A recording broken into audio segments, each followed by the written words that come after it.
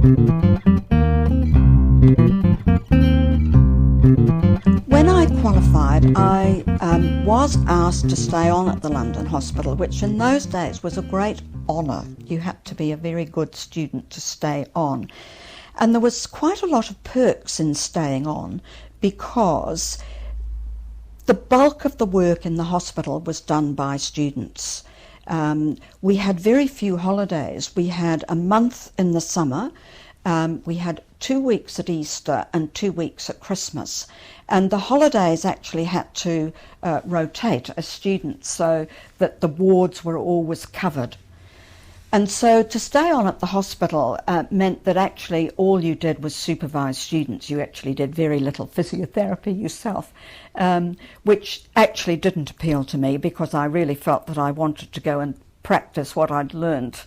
And so I went up to Yorkshire, which was my home base, and I went to work at a hospital called Middlesbrough General.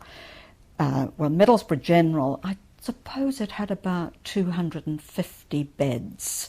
And it covered everything from neurosurgery on a fairly small scale, orthopedics, to geriatrics.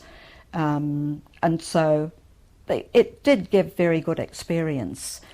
However, at the beginning of the day, as a very junior physiotherapist, I would be given a list of patients, and the list could be 25 to 30 patients that I had to see during the day. So as you can imagine, they didn't get very much individual attention. And I just felt that I never really, it was very prescriptive, and I didn't get that much satisfaction out of it. One of the things that actually made me decide that I perhaps would go on and do further study in physiotherapy was that one of the rotations that I did was the bed round. And the bed round was actually to take the ultraviolet Cremia lamp to treat bed sores. Now, bed sores in those days were something to behold.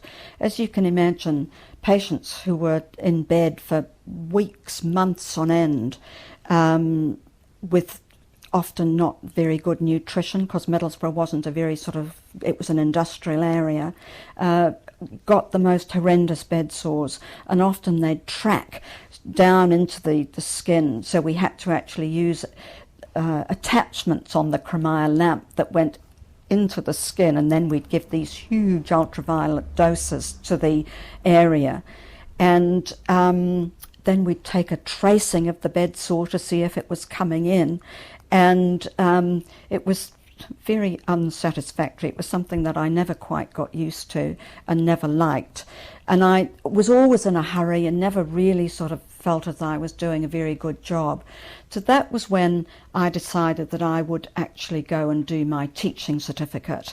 And so I went back to my hospital, the London Hospital, and I worked for another 6 months doing rotations before I then started as a student teacher to do my teaching certificate.